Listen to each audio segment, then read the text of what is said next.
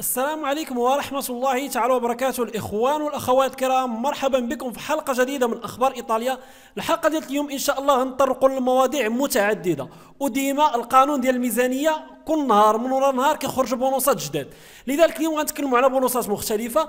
بطبيعة الحال بزاف الناس كتسول كيفاش ندفعوا الطلب. الإخوان، هذا راه قانون الميزانية اللي رسميا غيتم التصويت عليه في هذه الأيام القليلة، يعني قبل نهاية السنة، وإن شاء الله في السنة القادمة غيكتبوا القوانين وغيقول لنا كيفاش أننا نديروا الطلب. لذلك غنمشيو نشرحوا البونص ديال الدوش اللي هنا في ايطاليا ولا سميتو البونص روبينيتو، البونص ديال الروبينيات. غنتكلموا عليه، ربما يقدر يفيد بزاف الناس. هذا صراحه هو البونص اللي بان ليا مزيان في هاد الاخر اللي تكلمنا عليهم.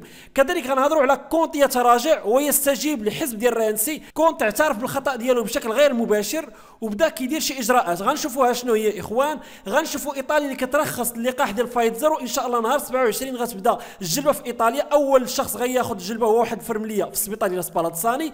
وغنديروا توضيح حول الجلبه حيت كينتشروا صراحه شي فيديوهات.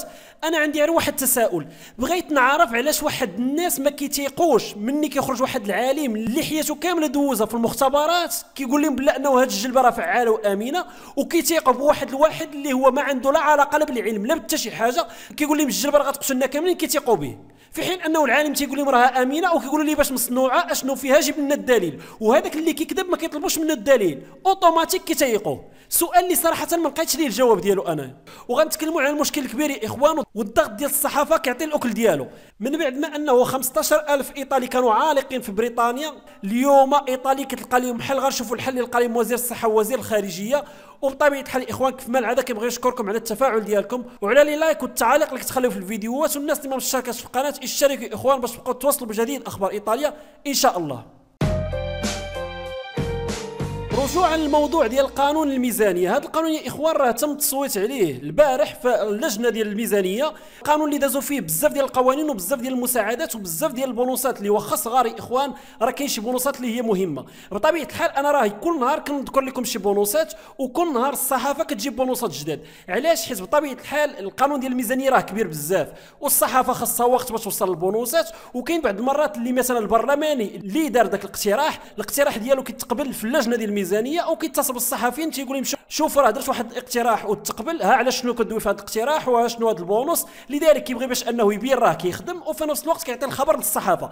لذلك يا اخوان كيف ما غتشوفوا معايا هنايا كاين الروبيني، وهذا الشيء اش كيعني انهم داروا واحد البونص ديال الروبينيات. بطبيعه الحال راه مزيان يا اخوان، ما تحقروش واخا غيبان لكم داك الشيء حيت كثروا البونصات بزاف، ولكن راه بونص مزيان. القانون ديال الميزانيه راه يعني تصوتوا عليه في اللجنه ديال الميزانيه.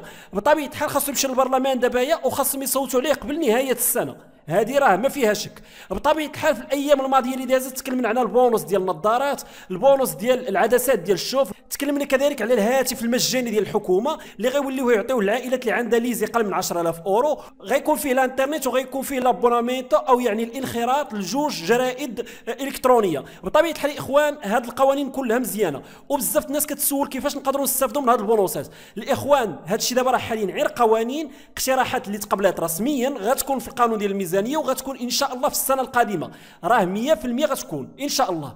لذلك يا اخوان الطريقه باش تطلبوا هاد البونصات راه حاليا غير متاحه، ولكن ان شاء الله من غيتقبل هذا القانون غادي يتم الترجمه ديال هاد الجميع هاد المقترحات القوانين، وهذيك الساعه غيقولوا لنا شنو هي الشروط وكيفاش وفين نمشيو باش نستافدوا من هاد البونصات. بطبيعه الحال من غير البونص ديال التليفون والبونص ديال العدسات او ديال النظاظر، كنتكلموا كذلك على البونص ديال التلفازه اللي فيه 50 اورو، هذا شرحنا جوج مرات ولا ثلاثه.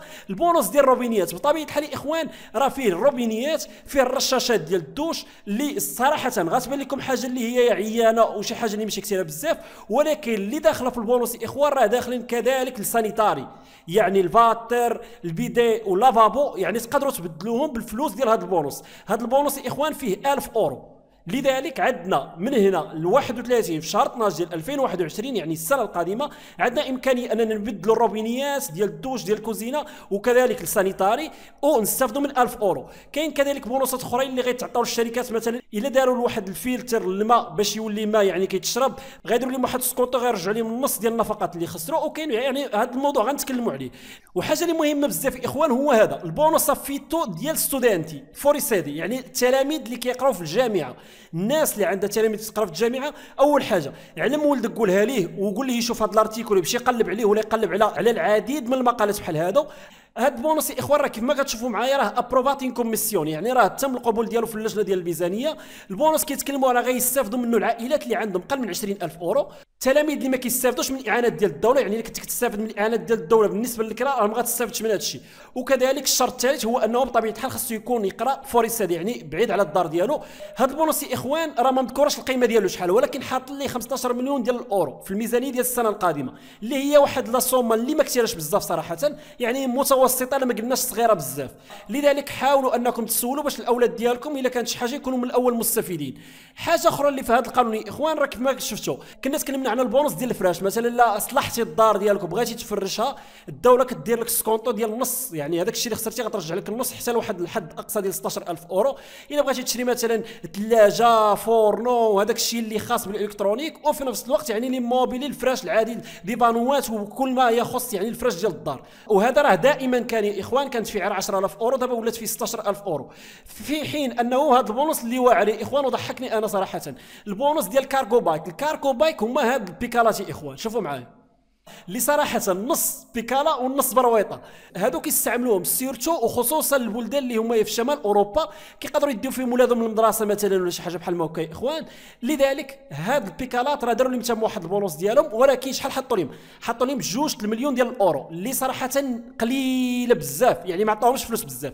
كيفاش غادي تستافد؟ غتمشي تشري هاد البيكالا والدوله غترجع لك 30% من الثمن ديالها. بطبيعه الحال يا اخوان بزاف الناس كتقول لك انا ما كنستافد من حتى شي حاجه وانا مع عمري ما استفدت شي بونصات ولا شي حاجه، ولكن كيف ما كتشوفوا معايا راه كاين بزاف العائلات اللي محتاجه. كاين اللي مثلا من غير انه واحد صلاح دارو باغي يفرشها غادي نقدروا نقولوا واحد عنده الفلوس، ولكن واخا عنده الفلوس الدوله كتعطيه البونص. كذلك الناس اللي مثلا باغا تبدل السانيتاري ديال الدوش ولا داك الشيء، هذه امكانيه 1000 اورو راه ماشي سهله.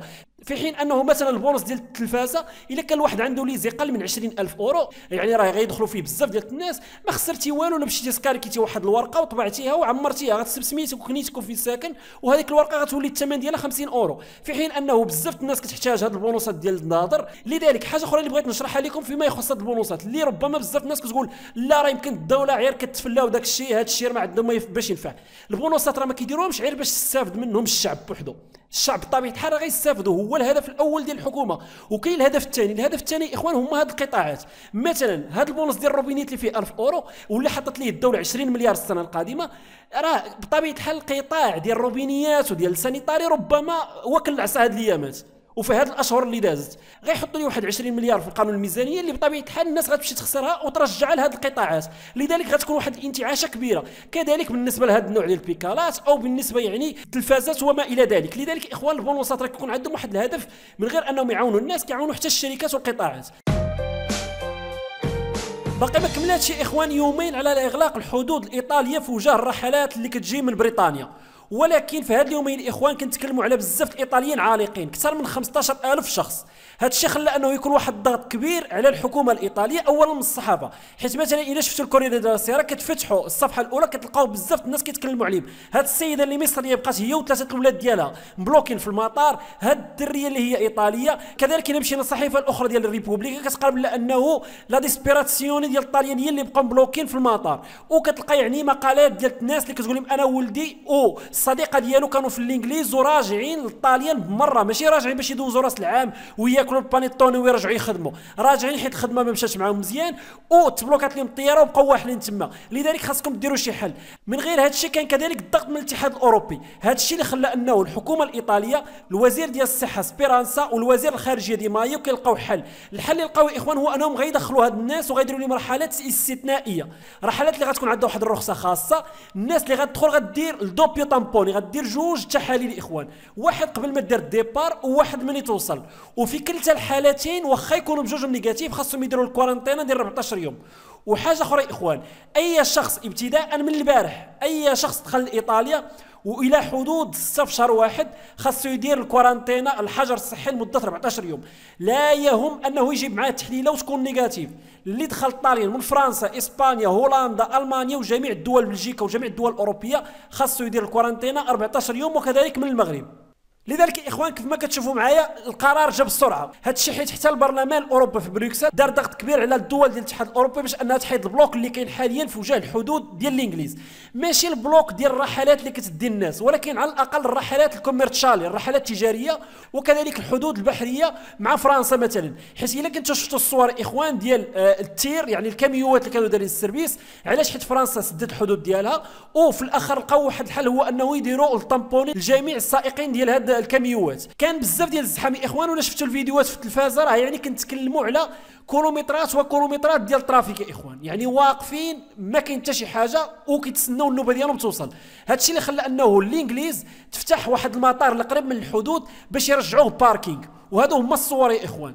راه لا شفتوا الفيديوهات والاخبار اخوان، راه كاين اللي نزل وجبد البارابول ديالو ولصقو في الكاميو وكيحاول انه يقلب على القنوات حيت عارف انه بغا توصل النوبه معطله بزاف.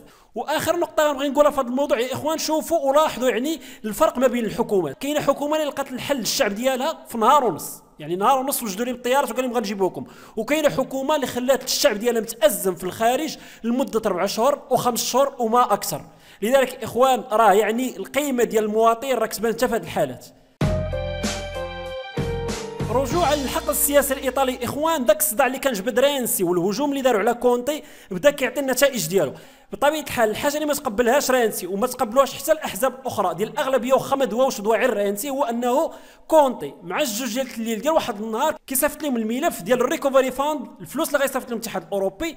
ديجا مصايب البروغرام ديالو، عارف فين غيحط الفلوس، شحال غيحط في الصحه، شحال غيحط في جميع القطاعات، وتيقول لهم غدا غنصوتوا عليه في مجلس الوزراء.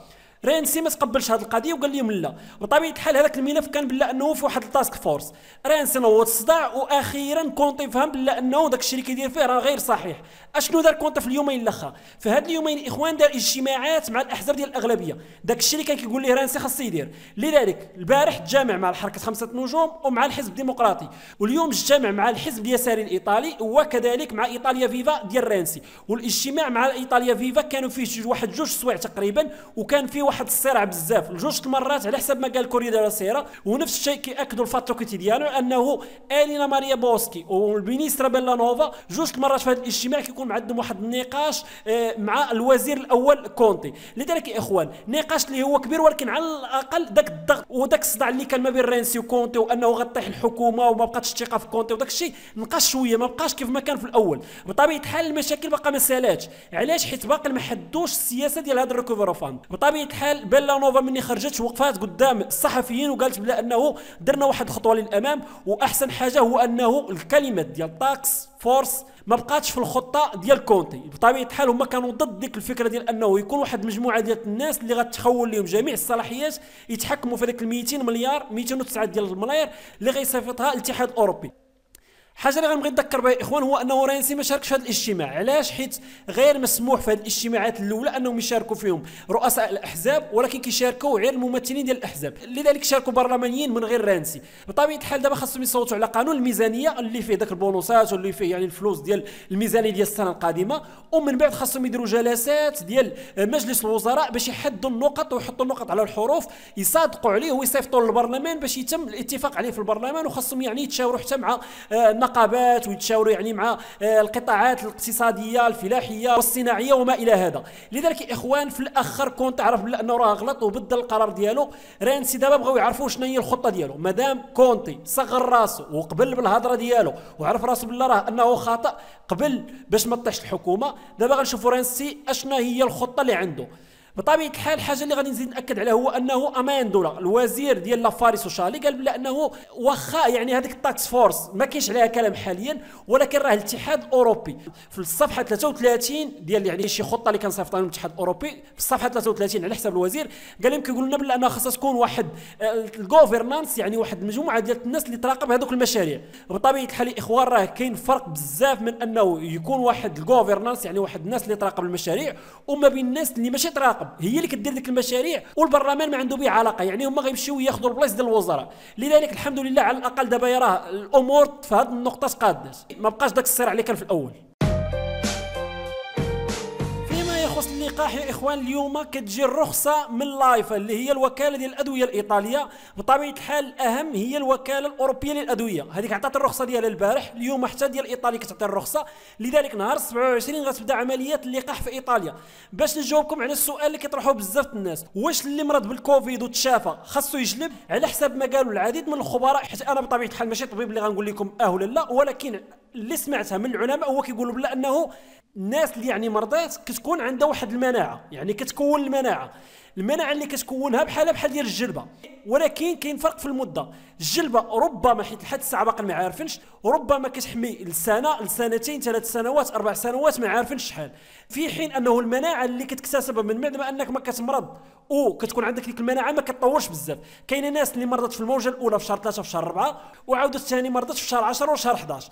لذلك يا اخوان على حسب ما قالوا الخبراء هو انه اللي مرض بالكورونا ما غاديش يكون من الاولين اللي خاصهم يجلبوا، لذلك غيكون من الاخرين. الا بغى يجلب في الاخر راه ممكن انه يجلب، وبطبيعه الحال الجلبه راه ماشي اجباريه. حاجه اخرى اللي بغيت ناكد عليها، وعلاش حيت ناس من العائله ديالي الاخوان القريبه صيفطوا لي هذا الفيديو اللي صراحه هذا السيد ما خلى ما قال، يحلف ويعاود يحلف ويقول شي اشياء اللي واحد خاصو غير شويه العقل يقول هذا السيد راه بليد. وبطبيعه الحال شفت حتى التعاليق الناس كتضحك عليه، ولكن الفيديو يا اخوان راه غير ديال يومين شافوه 10 المليون. يعني باش تخيلوا معايا شحال حنا العرب عندنا العقليه ديال المؤامرات ما بين الاشياء اللي قال هذا السيد، وباش يعني نزمونطيو داك الشيء اللي قالوا وداك الخريفات اللي عاود يا اخوان، هو انه قال لك هذا الشيء كله سياسه باش ينقصوا الناس اللي في العالم من 7 المليار المليار واحد. وشحال ديال المده باش يديروا هذا الشيء؟ في الفيديو كيقول 3 سنين، وفي العنوان كتب عامين، وبلا ما نهضروا على هذه النقطه. لذلك شكون هما هاد الناس اللي باغيين ينقصوا الناس من 7 المليار؟ هما الناس الماسونيين في النظر ديالو. في النظر ديالو الماسونيين غيكون عندهم الربح اكثر الى متنا. راه ما عارفش بلا انه الناس اللي لاباس عليها وهذوك الناس اللي هما يحكم العالم راه عندهم الرباح يبقاو عايشين الناس، عندهم الرباح يبقاو الناس خدامين في الشركات ديالهم، عندهم الرباح انه الناس تعيش وتشري الطوموبيلات ديالهم وتشري المنتجات ديالهم، عندهم الرباح انهم يبقاو يزيدوا الفلوس على فلوس الى متنا. شكون غيشري لهم داك الشيء؟ والاقتصاد فين غيزيد؟ والاقتصاد غيريب. هذه اول حاجه بلا ما ندوي عليها. ثاني حاجه وبغى يدير فيها يعني حيت باش دخل بالدين كيحلف وذكر امير المؤمنين. انا امير المؤمنين ما عرفناش، ولكن اخوان حاجه اللي قالوا كتضحك، قال لك علاش حنا مني يعني كان الوباء في الايام ديال امير المؤمنين ما دولينا لا على لقاح لا على حتى شي حاجه، حيت اصلا ما كانش اللقاح يلاه اكتشفوه هذه 100 عام. بطبيعه الحال ايام امير المؤمنين ما عرفناش ان امير المؤمنين دو عليه هو، ولكن بطبيعه الحال يا اخوان ما كانش اللقاح. هذه اول حاجه. ثاني حاجه واللي كيتناقض مع نفسه، قال لك العلماء قالوا لنا بلا انه الفيروس كيطير غير 2 متر وكينزل. علاش العلماء ملي قالوا لك الفيروس كيطير ل 2 متر يعني خاصك تاخذ التباعد الاجتماعي 2 متر، حيت الفيروس ربما كيطيح قبل ملي كيخرج من الفم ديالك. علاش تقتيب العلماء ملي قالوا هذه المعلومه وما تقتيش في الشيء الاخر؟ يعني التناقض كبير. وبزاف الناس كتفكر بحاله لدرجه انهم كيقول لك لا هاد الشركات كيديروا لنا في الدو حيت عندهم الرباح. الاخوان راني قلتها لكم شحال من خطره، الرباح ديال الشركات ديال الادويه، الشركات اللي غتصنع لنا الجلبه راه قليل بزاف مقارنه بالضرر الاقتصادي اللي على الدول الاوروبيه. الضرر ديال ايطاليا في الشهر الواحد راه ما يقارب 47 مليار ديال الاورو. الكونترات اللي دار الاتحاد الاوروبي مع الشركات ديال الجلبه كاملين يا اخوان راه ما فايتاش واحد 5 المليار ولا 10 المليار الا زدنا فيه. يعني تخيلوا معايا الضرر ديال ايطاليا غير في شهر واحد راه يعني الربع ديالو يشري بويه الجلبه لاوروبا كامله. على اين ربح كنتكلموا؟ راه الضرر اللي على الدول الاوروبيه اقتصاديا كبير بزاف مقارنه بالثمن ديال الجلبه. استرازينيكا راه غتبيع لنا الجلبه 2 جرعات ب 2 اورو 80. اين ربح كنتكلموا عليه يا اخوان؟ لذلك الله يرحم بها الوالدين ما نبقاوش نتيقوا هذا الشيء، وسيرتو دوك الناس اللي كيدخلوا لكم بالدين وكيديروا فيها راه بلا انهم مؤمنين وداك الشيء ما تيقوش يا اخوان. هذا الشيء راه كاين علماء وكاين ناس اللي خبراء. واش نتوما في نظركم العلماء والاطباء ديال العالم كاملين كنتكلموا على واحد الجيش ديال الاطباء، لا مسلمين لا عرب لا ايطاليين، كلهم يعني مشاركين في واحد العمليه كبيره وواحد الخطه كبيره وكل شيء ساكت وكل شيء واخد الفلوس وساكت؟ راه مستحيل هذا الشيء اخوان. الواحد يكبر عقله، حيت اللعب على الاعصاب واللعب على الخوف ديال المواطنين واللعب على الخوف ديال الناس راه اسهل حاجه. ولكن علاش؟ حيت دغدغه المشاعر ديال الناس راه هي اسهل حاجه كاينه في العالم. لذلك يا اخوان ما تبقاوش تطيحوا في هذه الفيديوهات، وشي واحد لا عنده شي حل اخر للخروج من هذا الوباء من غير الجلبه يجيبوا لينا. في فيما يخص الحاله الوبائيه في ايطاليا يا اخوان فهي كالاتي: في اخر 24 ساعه كنسجلوا 13318 حاله، العدد الاجمالي كيكون قريب من 2 المليون ديال الحالات، في حين انه الوفيات كيزيدوا يطلعوا مقارنه بالامس. اليوم كنسجلوا 628 حاله وفاه، الرقم الاجمالي قريب من 70000، في حين انه الناس اللي تم الشفاء ديالهم الحمد لله راهم 20000 شخص. الناس اللي كتلقى العلاج اليوم كتنقص ب 7000 شخص، والرقم الاجمالي راه 605000، في حين انه العدد ديال التحاليل كما كتشوفوا معايا راه كيطلع 166000 مقارنه بالبارح اللي كانوا 87. كنتكلموا على تقريبا الدوبل، ولكن النسبه راه كتنقص بواحد الرقم اللي هو مزيان بزاف. كل يوم كنلقاو 8 بوزيتيف في كل 100 تحليله، في حين انه البارح كنا كنلقاو 12. لذلك يا اخوان في الانعاش اليوم راه كينقص الضغط على الانعاش ب 44 شخص، العدد الاجمالي راه 2687، وحتى السبيطارات راه كينقص عليهم الضغط، كنتكلموا على ناقص 197 مقارنه بالامس، واليوم راهم 24948. توزيع الحالات حسب الجهات فهو كالاتي: لومبارديا 2278، الفينيتو 3082، بيمونتي 542، الكامبانيا 791، ليميليا رومانيا 1162، لاتسيو 1288، توسكانا 309، سيشيليا 894، بوليا 876، ليغوريا 216، فريولي فينيسا جوليا 549، ليماركي عندنا 363، لابروتسو 86، ساردينيا 184، بولتسانو عندنا 102 الحالات، لومبريا 114، كالابريا 322، ترينتو 136، بازيليكاتا 70، والفالي داوستا 33 حاله، في حين انه الموليزي كيسجل غير 11 حاله. فيما يخص المغرب يا اخوان، المغرب اللي دار حظر التجوال ابتداء من 9 مساء حتى 7 ديال الصباح، وغيسدوا المقاهي والمطاعم والريستورات في المدن الكبرى طنجه، مراكش، الدار البيضاء والمدن الكبرى بطبيعه الحال، في حين انه يعني الحالات راها كتنقص. التفسير ديال الحكومه المغربيه لهذه القرارات اللي اتخذت هو انه خداو هذه القرارات من اجل راس العام، يعني باش الناس ما تخرجش وباش يعني العدوى ما تكثرش. لذلك عندنا في اخر 24 ساعه 2646 حاله اصابه في المغرب، العدد ديال الناس اللي تم الاستبعاد ديالهم راهم 12216، الناس اللي تشافات في اخر 24 ساعه كنتكلموا على 2791، والناس اللي توفات في اخر 24 ساعه كنتكلموا على 30 شخص الله يرحمهم، العدد الاجمالي راه 7030 شخص، في حين انه الناس اللي كتلقى العلاج راه كترتفع اليوم وكتولي 30693 شخص. توزيع الحالات حسب الجهات فهو كالاتي: الدار البيضاء 16219، طنجة تطوان الحسيمة 378، الرباط سلقنيطة 344، سوس ماس 180، الشرق 160، مراكش اسفي 142، فاس مكناس 76، بني ملال الخنيفرة 54، دار عتافيلة 39، قلمي موادنون 31، العيون الساقية الحمراء 22، والداخلة والذهب 4 حالات. بهذا يا اخوان نكون وصلنا لاخر الحلقة، تهلاو في ريوسكم والى اللقاء في فيديو قادم ان شاء الله.